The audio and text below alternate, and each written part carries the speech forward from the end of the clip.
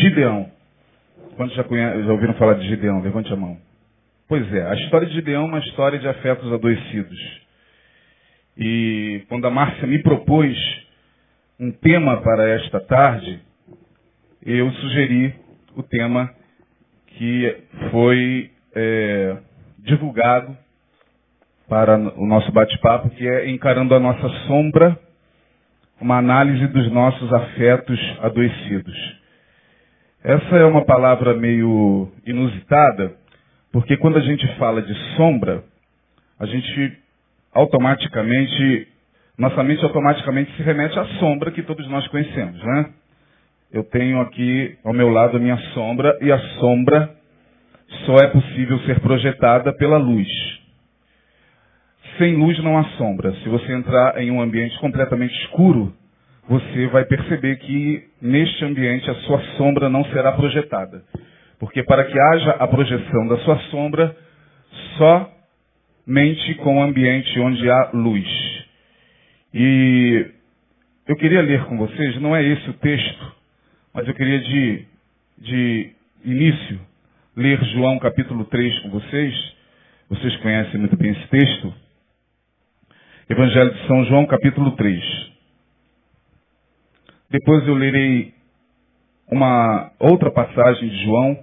Parece que João explorou bem esse tema. João 3... Opa, caiu aqui. João 3,16 é aquela passagem que todos vocês conhecem, né? Mas nós não vamos ler o 16, não. Nós vamos ler apenas um versículo, que é o de número 20 e 21. Aliás, 2 versículos, na verdade. Porque todo aquele que faz o mal aborrece a luz e não vem para a luz, para que suas obras não sejam reprovadas. O 21 diz: mas quem pratica a verdade vem para a luz, a fim de que as suas obras sejam manifestas, porque são feitas em Deus. Porque todo aquele que faz o mal aborrece a luz e não vem para a luz, para que as suas obras não sejam reprovadas. Ou seja, aquele que faz o mal, ou que tem em si algo ruim, ou que considera ruim, evita a luz para que a luz não revele aquilo que até então ele pretende ocultar, às vezes durante toda uma vida. Mas quem pratica a verdade, quem conhece a Jesus, quem foi impactado pelo Evangelho, quem teve de fato um encontro com Cristo, porque Jesus é a verdade, e ele mesmo disse, né? Eu sou o caminho, a verdade e a vida, e também ele disse, eu sou a luz do mundo. Quem me segue não andará em quê? Em trevas. E essa luz é a luz que revela primeiramente a mim mesmo. Quando nós temos um encontro com Jesus, a primeira experiência que nós deveríamos ter, né? Infelizmente, nem todos passam pela conversão genuína. Mas a primeira experiência deveria ser a autorrevelação.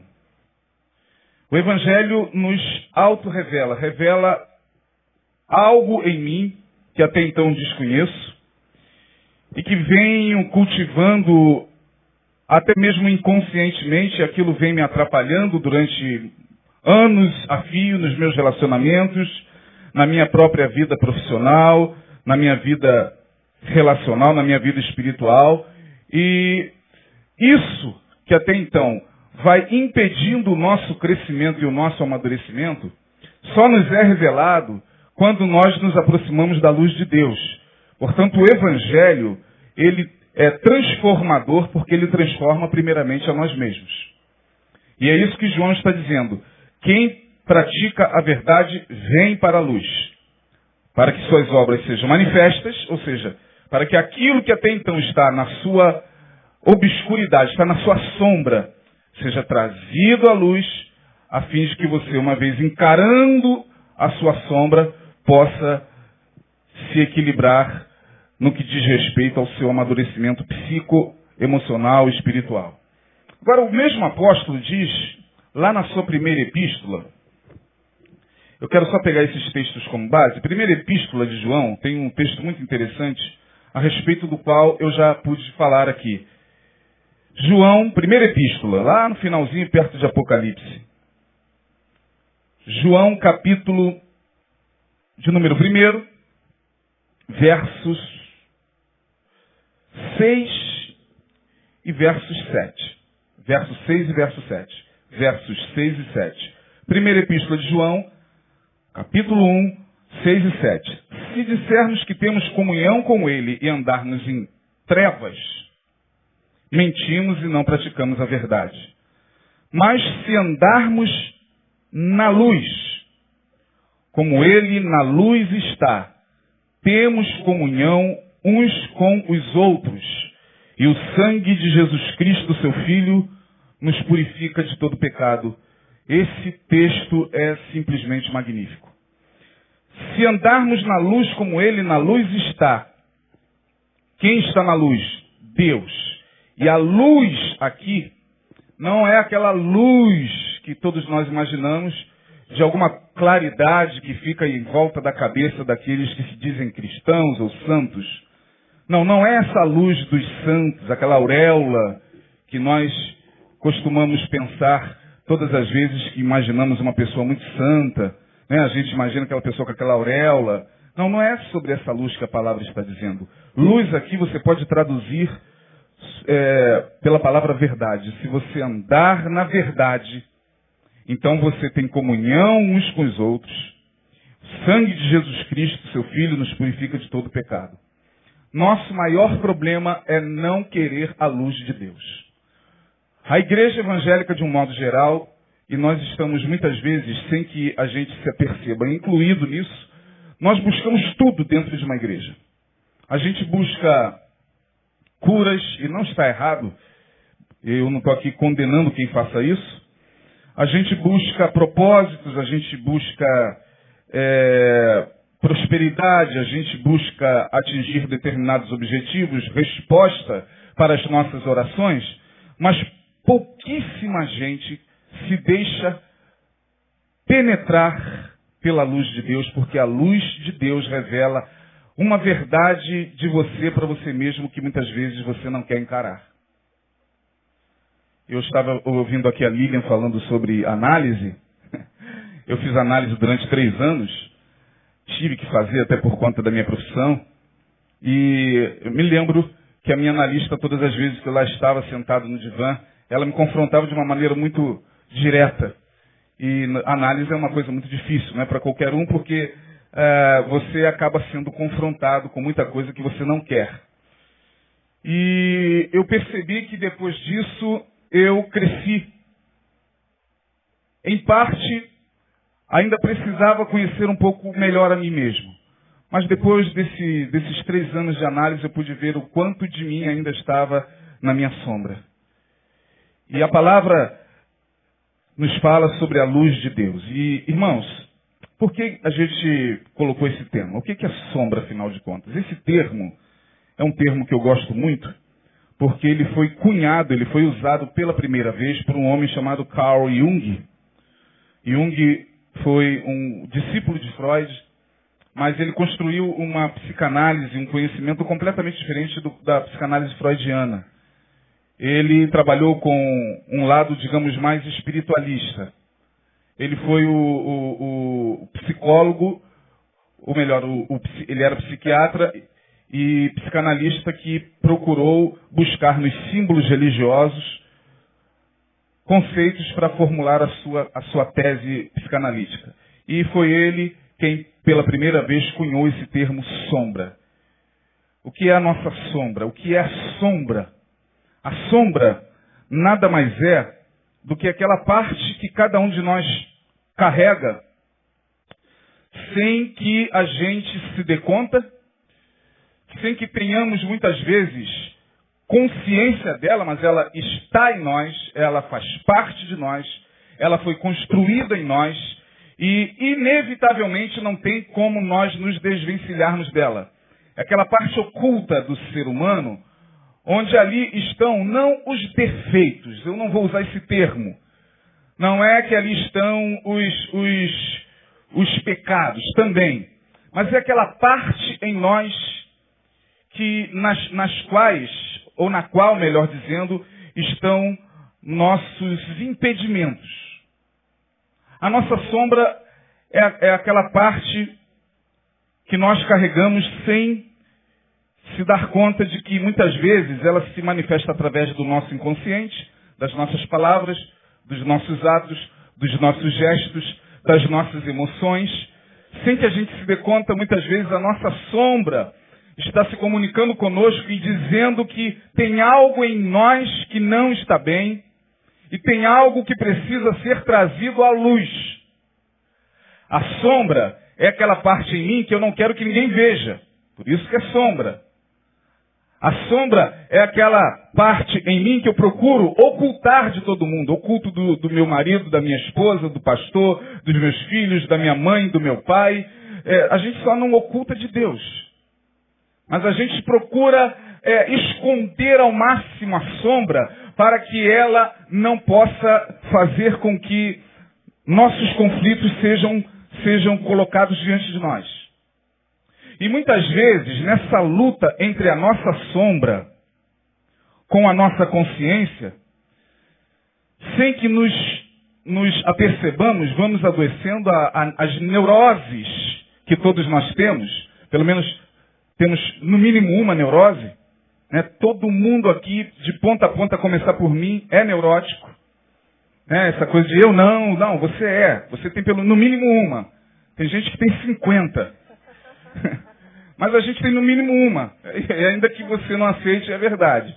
Né? Mas às vezes as nossas neuroses, elas são fruto dessa nossa não comunicação com a nossa sombra. A gente é empurrado para a luz e a gente reluta porque a gente não quer enfrentar a nós mesmos. Vocês já aprenderam aqui que o nosso pior inimigo somos nós mesmos. Por que o nosso pior inimigo somos nós mesmos? Porque nós somos o ser humano é a única espécie capaz de camuflar-se de uma maneira admirável dentre toda a criação. Nós temos uma capacidade de dissimulação fantástica. A gente consegue mentir rindo para os outros.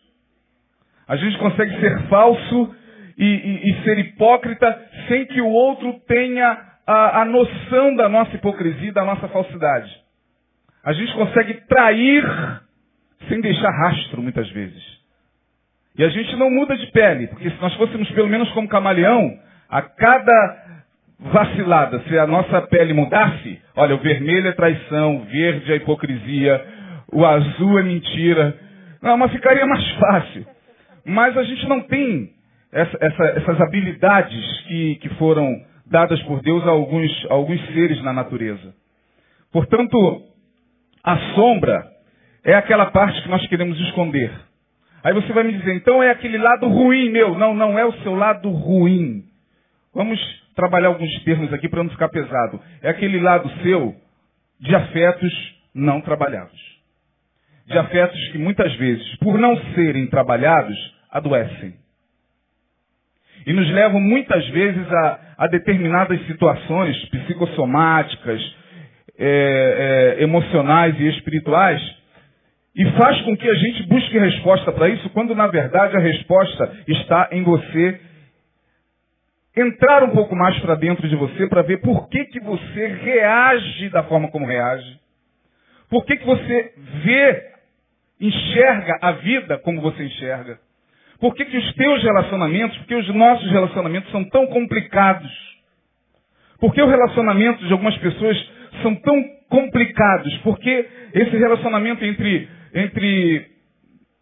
mãe e filho, entre marido e mulher, entre nora e sogra, entre sogro e genro, muitas vezes em família se tornam coisas tão complicadas. Porque todos estão ali na guerra um com o outro, como fruto de ímpetos da sombra.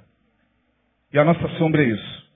É aquela parte de nós que, quando não integrada, quando não trazida à luz, para que pela revelação de Deus na nossa consciência, Paulo passou por isso lá em Romanos 7.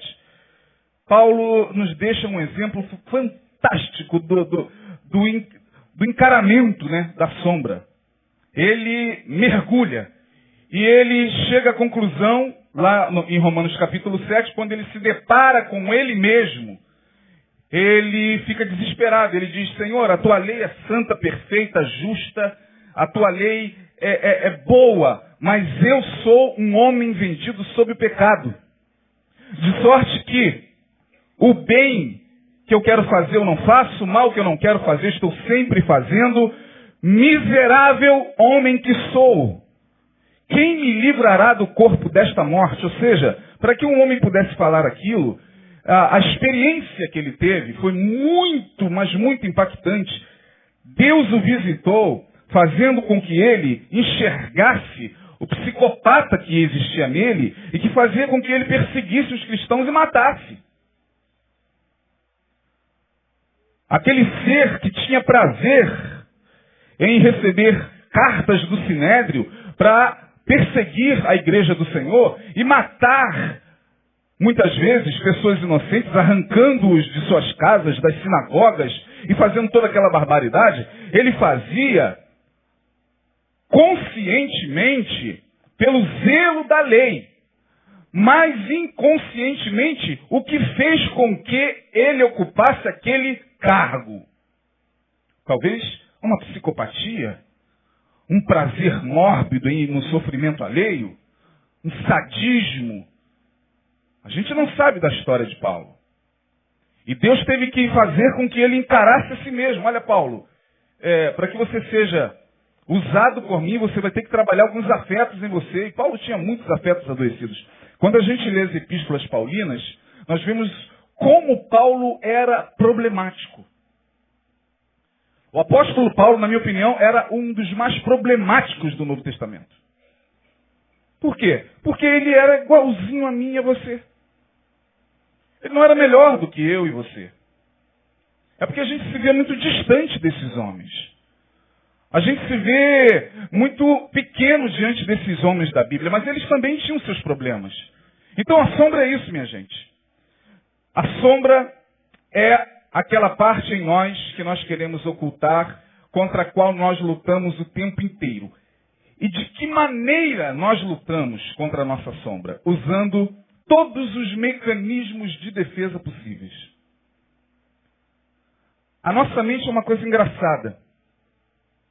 Quando nós somos confrontados, quando você é confrontado, ainda que de uma maneira muito dura, ainda que de uma maneira injusta, ainda que de uma maneira muito exagerada da parte de alguém, mas quando você é confrontado, você se contorce. Quando você é confrontado, seja por quem for, pode ser pelo seu marido, pelo seu filho. Se o seu filho olha para você e diz: como você está sendo orgulhosa, mãe, você automaticamente sente algo ruim dentro de você. Mãe, pai, deixa de soberba.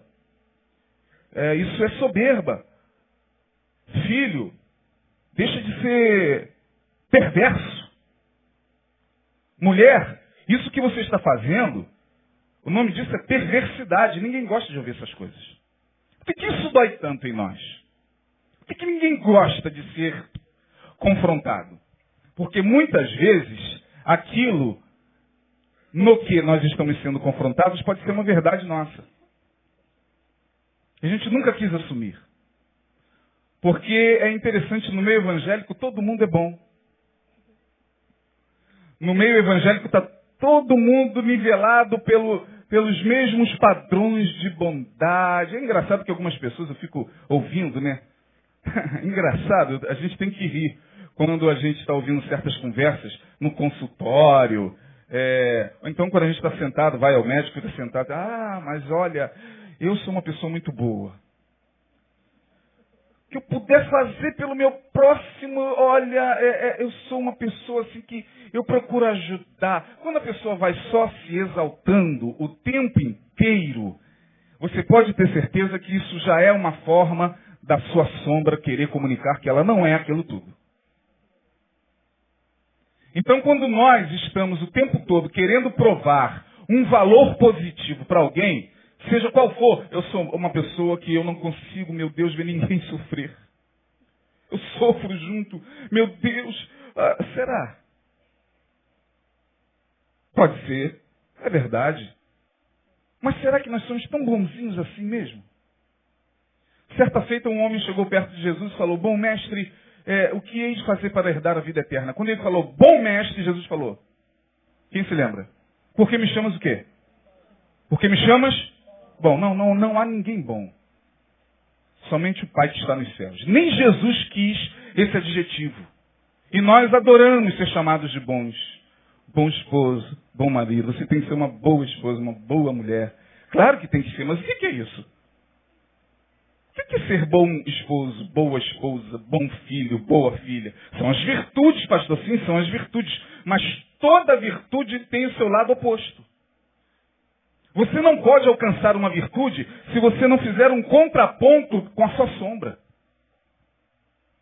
E os nossos mecanismos de defesa, minha gente, já eu vou pegar o texto base, os nossos mecanismos de defesa são variados. Quando nós somos confrontados pela nossa sombra, nós utilizamos mecanismos de defesa os mais variados. E aqui eu listei alguns deles, né? Os psicólogos já conhecem isso.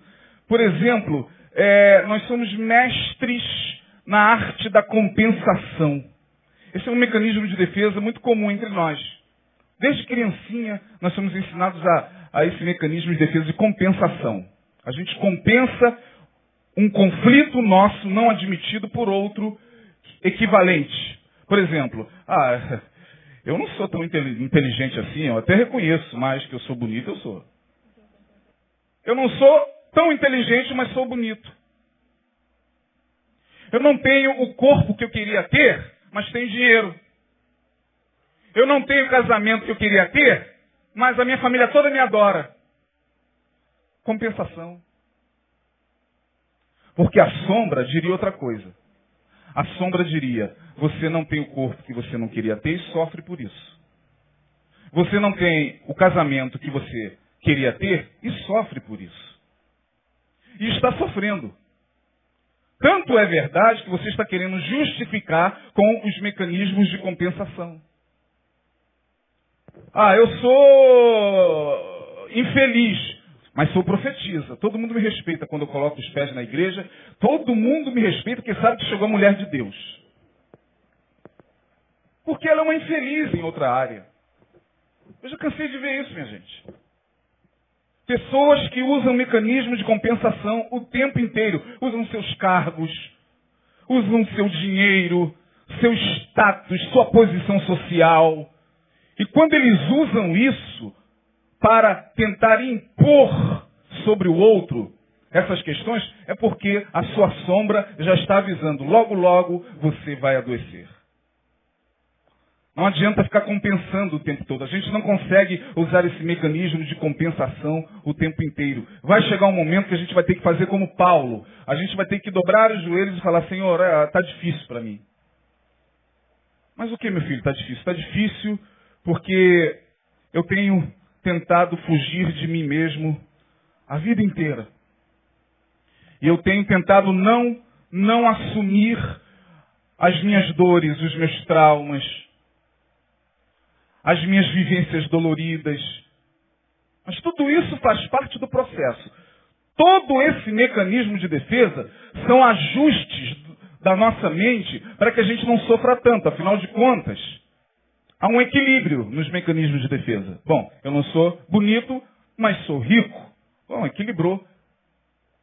Se ele estava sofrendo por não ser bonito, uma vez que ele percebe que ele tem dinheiro, há um certo equilíbrio, por um tempo. Porque se ele não trabalhar sua autoestima, ele vai continuar sofrendo mesmo tendo dinheiro. Não sendo bonito. Um outro mecanismo de defesa é o deslocamento. A gente faz muito isso dentro de casa. A gente desloca os nossos conflitos para o outro. Né? Vocês já ouviram aquela frase? Uma frase muito comum, né? E a mulher dele hoje dormiu, a mulher dele hoje dormiu de calça comprida.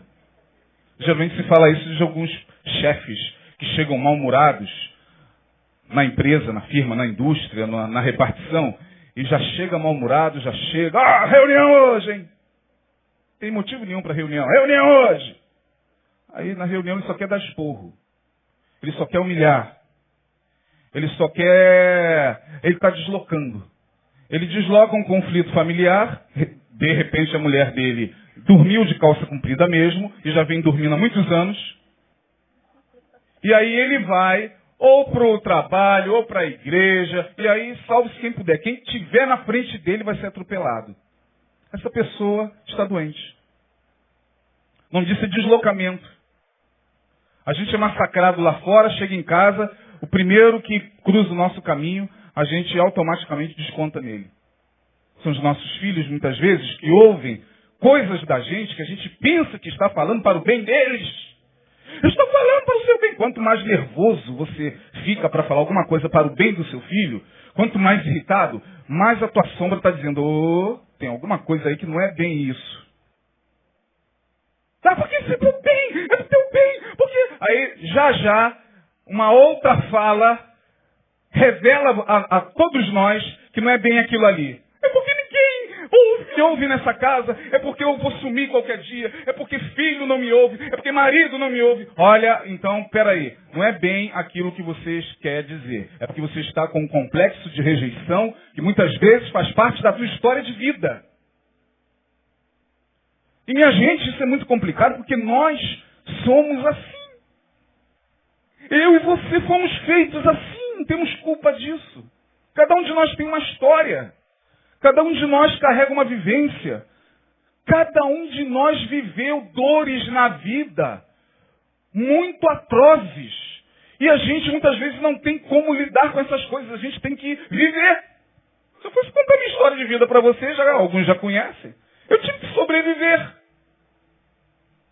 A minha história de vida fez com que eu olhasse para frente e empurrasse a vida com a barriga para chegar onde cheguei. Porque se eu parasse um segundo, eu seria o ser humano mais revoltado do planeta. Mas vai batendo lá os 35, 40, a sombra já começa a querer conversar com a gente. Olha, Isaías, está na hora de você submeter-se à luz de Deus e deixar aquilo que está na tua sombra ser revelado. Aí é que é duro.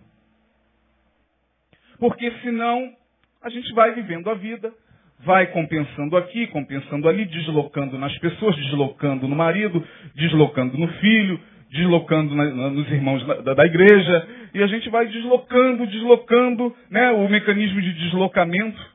Ou então a gente usa um outro mecanismo. É o mecanismo de expiação. Você conhece esse mecanismo? É interessante como dentro da igreja a gente vê muito esse mecanismo de defesa, né? Principalmente depois que a pessoa entra em alguma religião, sobretudo religiões cristãs. Né? O catolicismo, o cristianismo reformado, são religiões que contribuem muito para que a pessoa adoeça no que diz respeito a esse mecanismo. É um mecanismo de expiação. A pessoa peca e ela depois quer adoecer. Ela peca, sei lá, ela adulterou, escorregou, mentiu, furtou, roubou, pulou a cerca. E a culpa muitas vezes é tão grande, aquilo fica lá na sombra, latejando na alma, que o recurso é usar o mecanismo de defesa. A pessoa procura logo adoecer, porque adoecendo é como se ela estivesse expiando a culpa do seu pecado. Então a pessoa adoece. Mas não porque o seu organismo estava predisposto a adoecer, porque a sua mente, de tanta culpa, a leva a esse estado de psicossomatização. Ela adoece. Ela fica doente. Doente, ela se sente melhor em relação à culpa do seu pecado. É como se a doença equilibrasse a culpa. Esse é um mecanismo de defesa. Perceba que tem muita coisa dentro da gente que a gente precisa analisar, minha gente. A Márcia, quando pediu para eu falar sobre isso, eu falei, meu Deus do céu, eu sou o primeiro homem a falar num grupo de mulheres. E levo logo uma palavra dessa. Você quer ver um outro mecanismo de defesa? Projeção, né? Nós somos mestres nisso, é o mecanismo que a gente mais usa, projeção. Eu não estou bem, eu estou vivendo um conflito comigo mesmo, sei lá, seja de que natureza for. Aí eu chego na igreja, olho para a Tânia e digo, Tânia, você acha que não está muito bem, não. Irmã, Deus está me revelando que tem algo na sua vida que não anda muito legal, não. Não, sou eu. Mas a minha sombra precisa ser ocultada. Então eu crio um mecanismo. A gente usa muito isso dentro de casa, com o nosso cônjuge. A gente projeta nossas crises o tempo todo neles. Os nossos filhos são os mais coitados. Não tem coisa pior do que você viver num ambiente de pais neuróticos, religiosamente neuróticos. De famílias religiosamente neuróticas. Ambientes extremamente castradores. Aquele filho, em algum momento, vai surtar e não vai mais querer saber de igreja, não vai querer mais saber de Deus, não vai querer mais saber. E não é porque ele se rebelou contra a religião, não. É porque ele não aguentou aquela loucura dos seus pais. E aí, como a gente lida com tudo isso? Porque essas coisas, elas vão nos acompanhando, minha gente. Elas formam o nosso afeto. O que é afeto? É engraçado, né? Você ficou muito afetado. A gente fala muito isso, né? Essa palavra te afetou. Isso te afetou, é verdade. O afeto é tudo aquilo que nos afeta.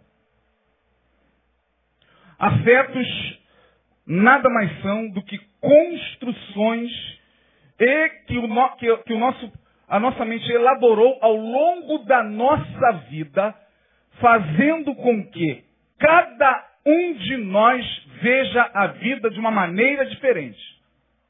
Então, nesse exato momento, desde a hora que eu comecei a falar, ela está ouvindo de um jeito, ela está ouvindo de outro jeito, ela está ouvindo de um jeito, ela está ouvindo de outro jeito, ela e assim vai. Ninguém enxerga a vida de modo igual.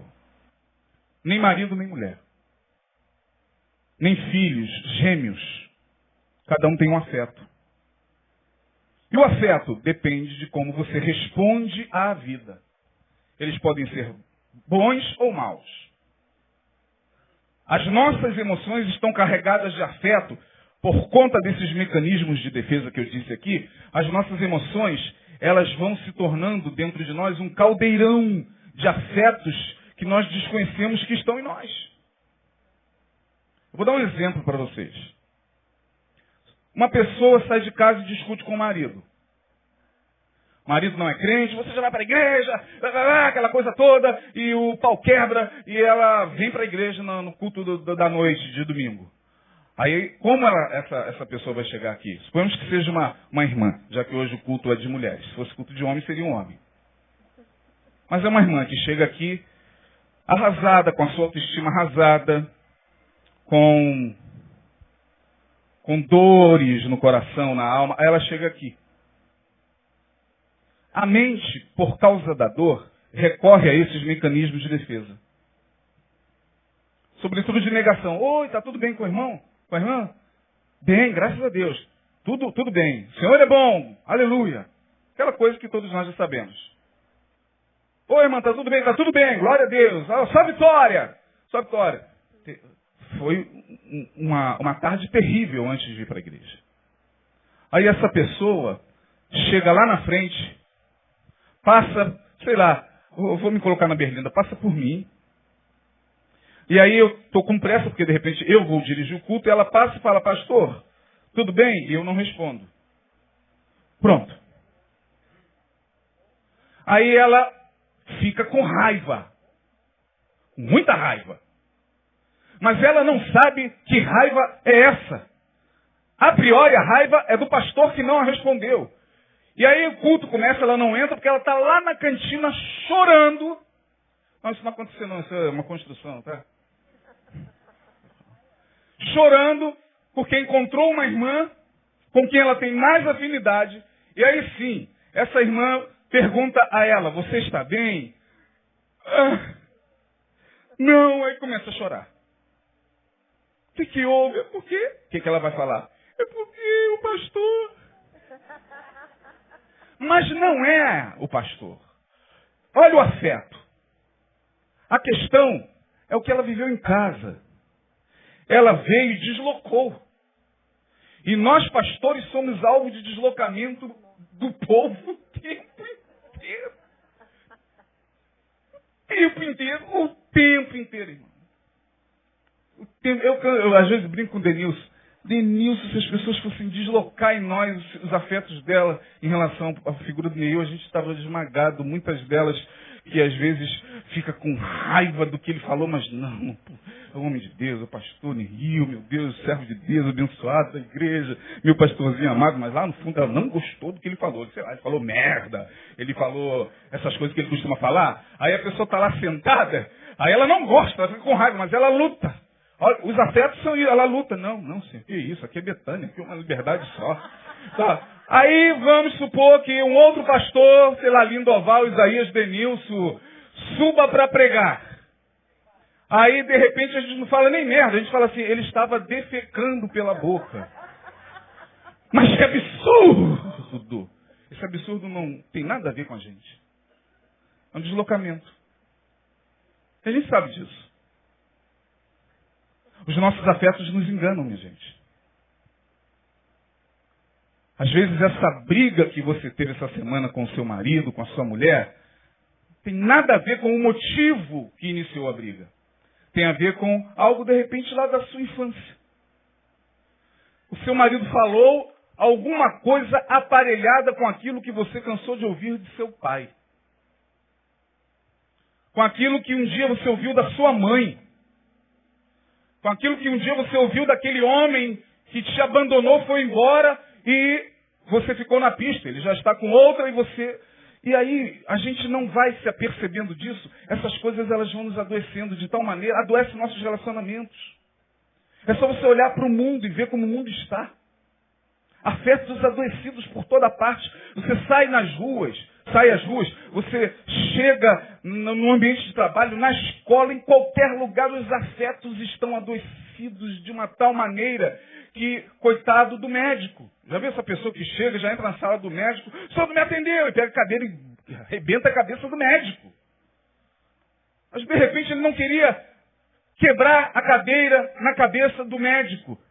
É porque o médico, de repente, representa para ele uma figura de autoridade.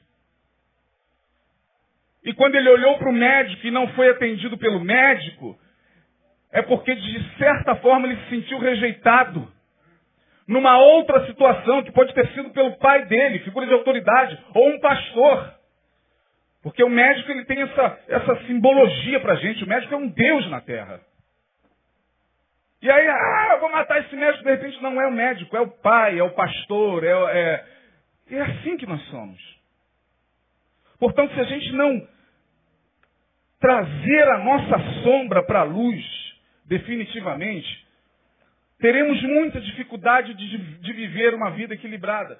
Porque o afeto são os óculos com os quais eu enxergo o mundo.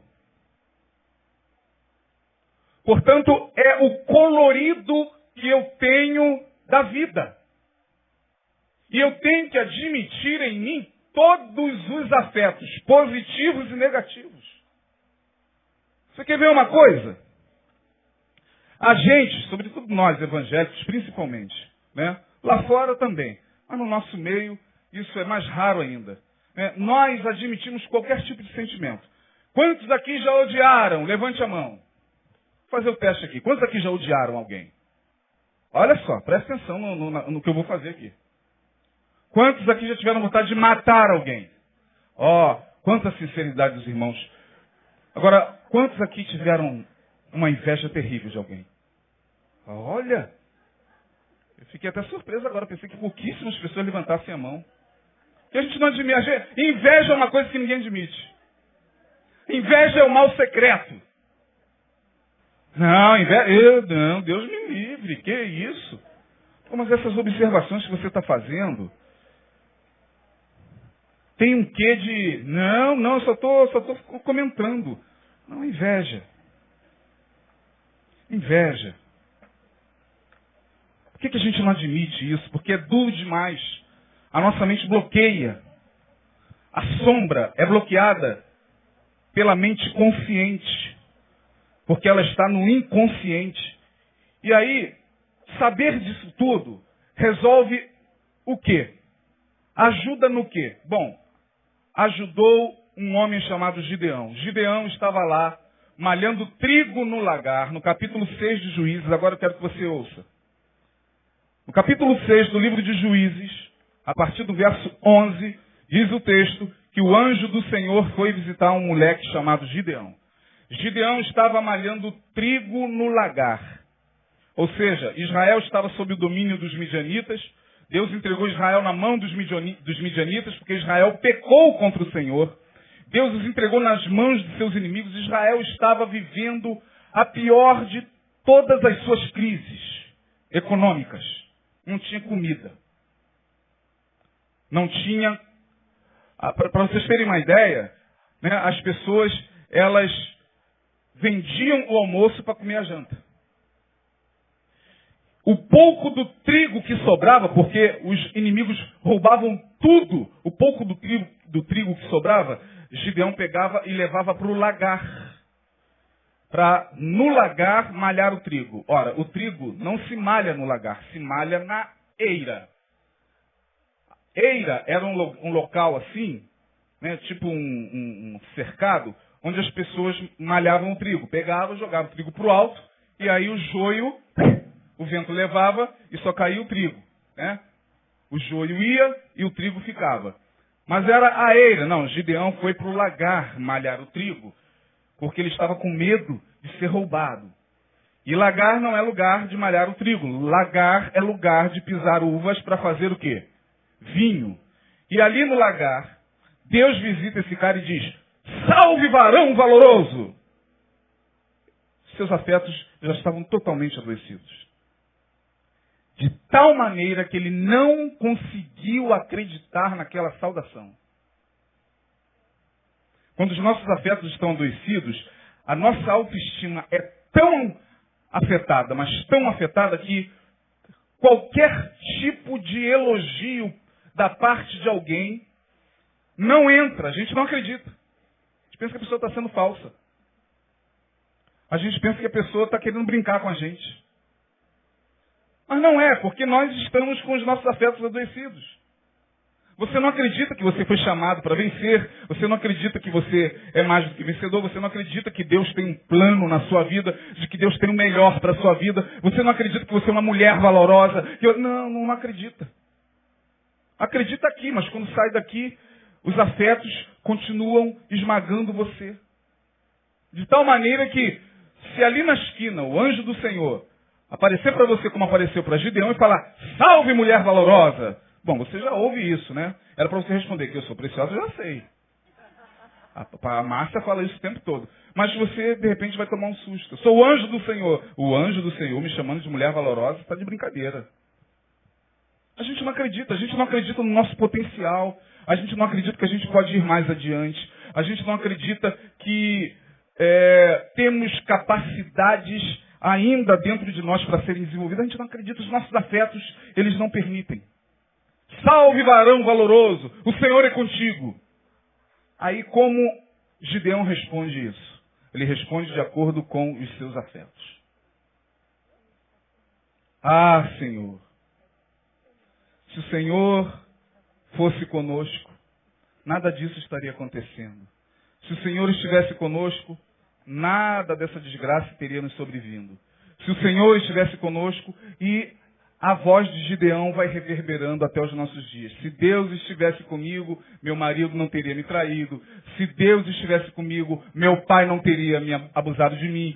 Se Deus estivesse comigo, minha mãe não teria me rejeitado. Se Deus estivesse comigo, eu teria uma pessoa maravilhosa ao meu lado e não esse monstro que eu tenho hoje, essa megera. Se Deus, a gente vai repetindo, os nossos afetos vão passando de geração em geração, e o pior, afeta a nossa descendência, nossos filhos. E aí você não sabe, porque existe uma coisa chamada compulsão à repetição. Afetos adoecidos fazem com que a gente repita padrões adoecidos. Vou repetir. Afetos adoecidos nos levam a repetir padrões adoecidos. É por isso que você vê aquela pessoa que já sofreu num relacionamento, comeu o pão que o diabo amassou, na mão, sei lá, de um drogado, de um adicto, de um viciado em álcool que é espancado e tal. Jesus libertou. Glória a Deus. Mas começa um outro relacionamento e você vai vendo esse padrão se repetindo. Ela mais uma vez está ao lado de uma pessoa igualzinha. Jesus libertou do segundo. Glória a Deus. Aí você vai ver o terceiro relacionamento, o camarada é igualzinho o segundo e o primeiro. O que leva essa pessoa a repetir esse padrão? Afetos adoecidos. Por que muitas mulheres hoje estão passando pelo que estão passando dentro de suas casas? Por que quando a gente fala ou prega que a mulher não deveria se submeter a nenhum tipo de violência, seja ela qual for, isso não entra bem no ouvido das crentes? Ah, pastor, pelo amor de Deus, eu prefiro os casados para sempre. Eu prefiro o casamento blindado. Essa palavra aí é uma palavra, pelo amor de Deus. Por que a gente questiona? Por que quando a gente diz, olha, você não merece viver o que você está vivendo. Você não merece estar nessa relação. Você não merece apanhar, você não merece ser tratada como ninguém. Você não merece isso, você não nasceu para ser tratado assim. Mas você não acredita, como Gideão não acreditava que ele era um varão valoroso, a gente não acredita. Não, Deus vai transformar a minha história. Deus só transforma a história daquele que dá o primeiro passo, minha gente. Sinceramente, eu já cansei. Estou aqui para enganar mais ninguém nesse mundo. 46 anos, eu não tenho mais tempo para enganar ninguém. Então não venha querer ouvir da minha parte, olha, porque o Senhor vai te dar vitória, o Senhor vai restaurar. Vai restaurar, mas às vezes não restaura. Pelo contrário, às vezes a coisa fica muito pior. Piora a cada dia. A violência aumenta a cada dia. Quanto mais você ora, mais assombração aparece em cima do infeliz. Mais demônio, mais legião. E o cara simplesmente colocou-se numa postura de sádico. E a gente fica ali se submetendo a isso. E às vezes quando a gente fala sobre isso, quando a gente prega sobre isso, quando a gente constrói esse tipo de pensamento lá no Espaço Reviver, que é dos solteiros, viúvos e divorciados, a gente só vê as histórias das mulheres que com afetos adoecidos se submeteram à tirania de pastores, de bispos. Quem frequenta a reunião sabe disso. Ou já frequentou. Mulheres que chegam aqui de outras denominações e choram. Porque ficaram anos vivendo uma tirania em nome de Jesus. A pior de todas as tiranias é aquela que é feita em nome disso aqui, ó.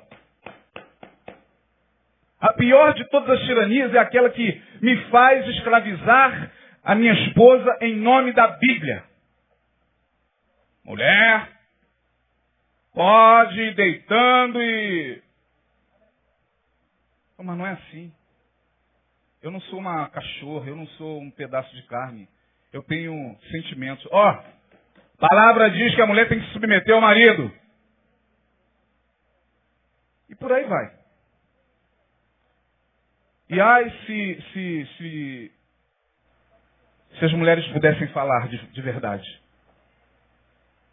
Se elas pudessem declarar de verdade o que elas vivem nesses ambientes chamados religiosos. Na mão desses caras que ficam aqui atrás. Salve, varão valoroso! Ah, quem sou eu? Não nos fez o Senhor subir do Egito, porém agora o Senhor nos desamparou. Olha a fala de Gideão. O Senhor nos desamparou. Complexo de rejeição. O cara tinha um complexo de rejeição tão forte nele, que ele acaba deslocando. Olha o deslocamento aí. Desloca em Deus. O Senhor nos desamparou. Na verdade, quem desamparou o Senhor foi o povo. Quem se afastou do Senhor foi o povo. Mas os afetos adoecidos não faziam com que o cara visse isso. É o Senhor que nos desamparou. É aquele complexo de rejeição que nós carregamos ao longo da vida. E esse complexo de rejeição, ele é terrível nas relações conjugais. Porque eles não nos permitem viver uma relação saudável. Não permite. Nossos casamentos acabam se transformando em casamentos de papai e mamãe. Não é na posição sexual, não. É papai e mamãe mesmo. A gente não olha para a nossa mulher e não consegue ver a mulher. É a varoa de Deus. Ah, mas é a varoa de Deus. Sim, mas imagina. Estava conversando com um casal, né? Eles estavam prestes a casar, eu faria o casamento deles, pediram para conversar comigo. Falei, o que você, quando você olha para sua namorada, para sua noiva, o que você vê? Eu vejo uma mulher de Deus. Eu vejo uma mulher que ora, uma mulher... Aí começou com aquele negócio de provérbios. Uma mulher sábia que vai edificar a sua casa. Falei, irmão, para. Tô perguntando o que você vê, não é o que a Bíblia vê. O que você vê? Aí ele ficou sem palavras. Ele não conseguiu falar dele mesmo, que ele via naquela pessoa com quem ele conviveria. Aí casa, aí vira casamento de São Francisco de Assis com Madre Teresa de Calcutá. Aquele casamento, ela é varoa, varão. A mulher que Deus preparou para mim. A mulher que Deus preparou. Aí não dá certo, a culpa é de quem? Lógico. A gente vai deslocar onde? Isso deságua onde? Nas nossas revoltas, como Gideão. Ah, o Senhor nos desamparou. E o anjo só está olhando para a cara dele. É mesmo? Aonde está o Senhor que não vê o que a gente está passando? Oh Deus, onde tu estavas para evitar que eu entrasse nessa furada? Não, eu estava no mesmo lugar. Mas você, acreditando em bispo, pastor, irmãozinho de oração, irmãzinha de oração, revelação de monte, caixinha de promessa, nós somos místicos por natureza. O povo evangélico é místico, adora misticismo, sobretudo quando a questão é vida sentimental. Quando a questão é vida sentimental, a gente adora um misticismo, adora um búzios evangélico. A gente adora um tarô gospel. A gente adora uma quiromancia, né? A leitura das linhas da palma da mão, uma quiromancia do bispo. A gente adora uma bola de cristal da profetisa. A gente adora essas coisas. Porque os nossos afetos ficam tão adoecidos dentro de nós que a gente não tem coragem de assumir responsabilidades diante de Deus e de nossa consciência. Não, eu vou, em nome de Jesus, e se eu quebrar a cara, eu quebrei e pelo menos tentei. Não vou botar culpa em ninguém. Ninguém será culpado da minha dor. Eu vou. Né? Como diz Caetano, eu vou, porque não... Porque... Vai pela sua consciência. Ore, fale com Deus e vá. Mas vá pela consciência que você tem da tua maturidade no Evangelho. Agora não, minha gente. A gente fica presos e a religião nos escraviza de tal maneira que até para fazer sexo a gente tem que consultar a pastora. Pastora, eu posso fazer sexo no dia do ensaio? É pecado? Não aconteceu aqui não, é só exemplo, tá? Aconteceu numa igreja bem distante daqui. Pastor, eu posso fazer sexo no sábado antes da ceia? A gente vai vendo essas coisas, a gente vai dizendo, meu Deus, como as pessoas... A gente já tem afetos adoecidos trazidos da infância. E como a igreja vai colaborando para adoecer cada vez mais. Cada vez mais. Cada vez mais. Quando, na verdade, Jesus disse...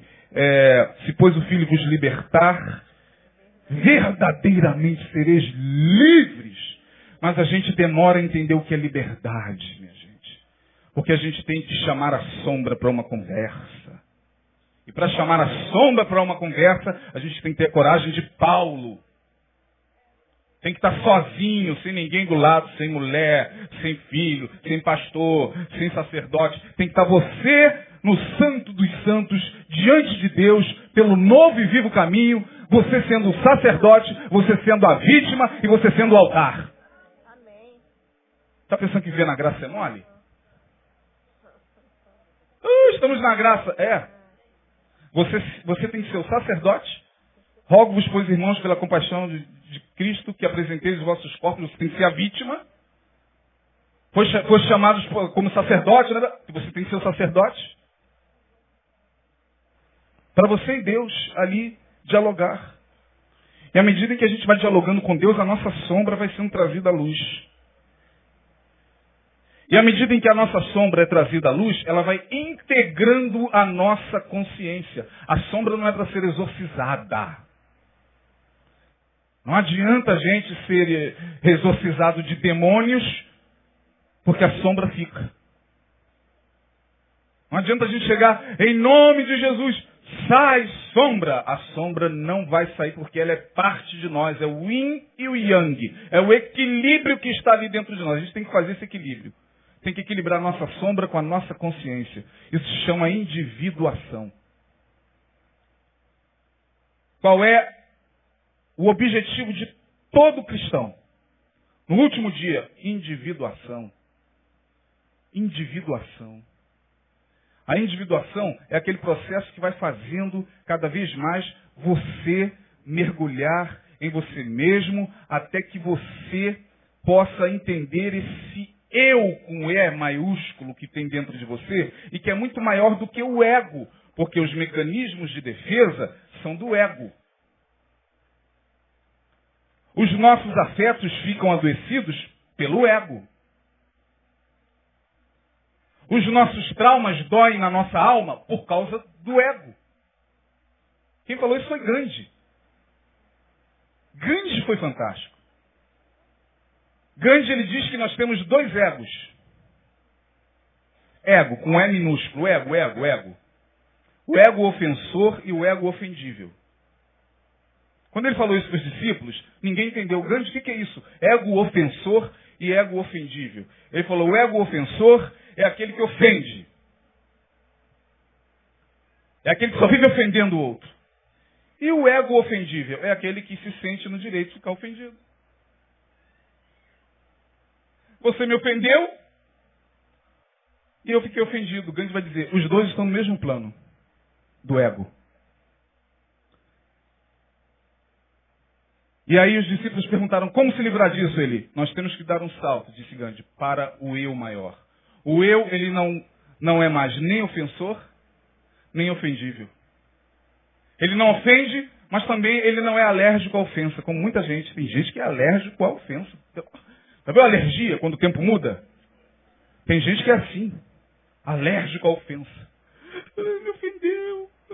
Ai, não falou comigo. Ai, eu vou sair daqui dessa igreja que eu entendo. Ai, porque... É igual a alergia. O tempo muda, ele está o tempo inteiro se sentindo ofendível. Tudo lhe ofende. Um olhar lhe ofende. Uma vírgula lhe ofende. Uma palavra. Nós somos assim de vez em quando, minha gente. Dentro de casa nós somos assim. Quando nossas emoções, nossos afetos estão adoecidos, tudo nos ofende. A pessoa nem quis falar aquilo, mas você entendeu. Ela falou A, você entendeu ômega. Porque você se torna vulnerável à ofensa. Vulnerável à ofensa. E Gandhi vai falar, tanto o que ofende, como aquele que ficou vulnerável à ofensa, todos os dois precisam se libertar do ego. Porque quando há a plena libertação, você não é nem mais ofensor, nem mais ofendido. Veio a ofensa. Por isso que perguntaram a Gandhi, Gandhi, você tem que perdoar alguém?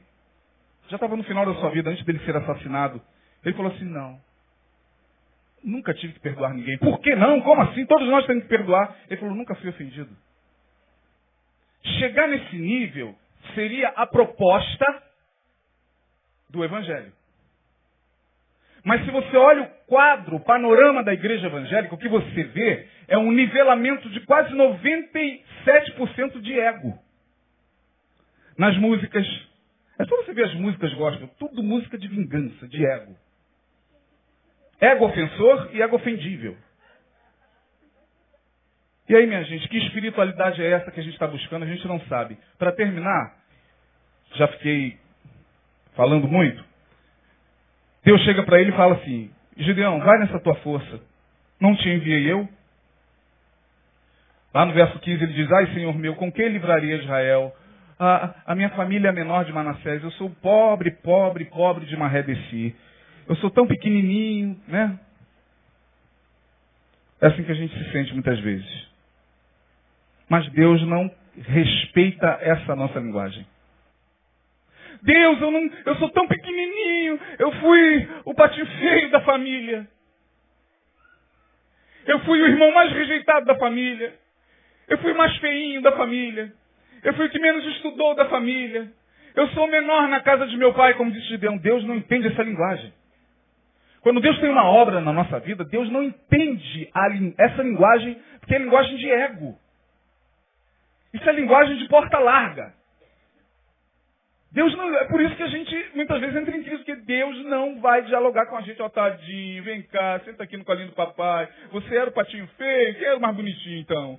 Era o seu. Não, Deus não entende essa linguagem. Quando Deus chama a qualquer um de nós para qualquer obra, não adianta a gente ficar, ó Deus, porque Deus não vai responder, porque Ele não dialoga desse jeito. O diálogo de Deus foi esse diálogo aqui com Gideão. Vai nessa tua força, cara.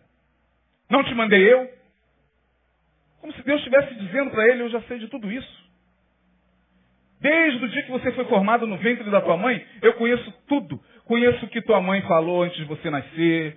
Conheço a conversa da tua mãe que ela teve com seu pai quando você estava sendo gerado. Eu conheço todas as coisas. Não adianta querer ocupar o meu tempo para falar dos teus traumas. Mas olha para dentro de você e entenda que dentro de você é um potencial a ser desenvolvido. Porque senão os nossos afetos não são curados nunca, minha gente.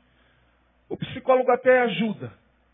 O psicanalista dá uma equilibrada.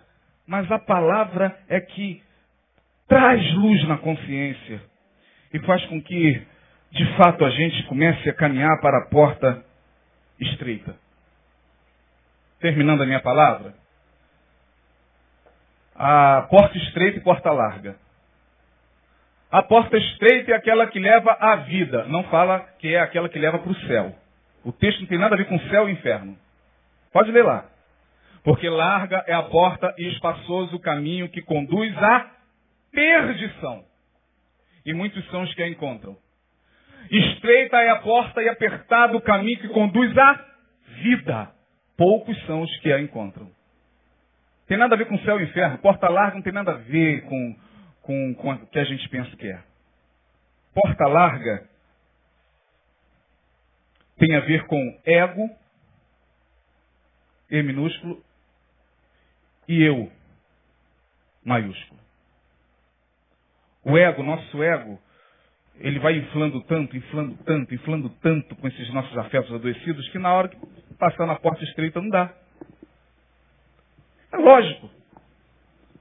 Você tem que passar por um regime de afetos. Tem que deixar Deus trabalhar dentro de você de uma maneira, muitas vezes dolorida, mas prazerosa. De tal maneira que você vai, emagrecendo. Não tem mais ego ofensor, também não tem mais ego ofendível. Você vai olhando para você e você vai vendo quanto você é importante, independente da sua cor, independente de ser magra, alta, gorda. Você vai trazendo da tua sombra aquilo que te incomodava e colocando na luz de Deus de tal maneira que você fica preparado para passar pela porta estreita. Porta estreita é isso.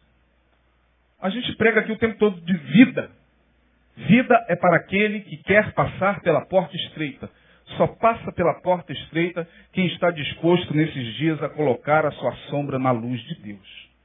Senão a gente vai continuar brincando por mais 50 anos de igreja.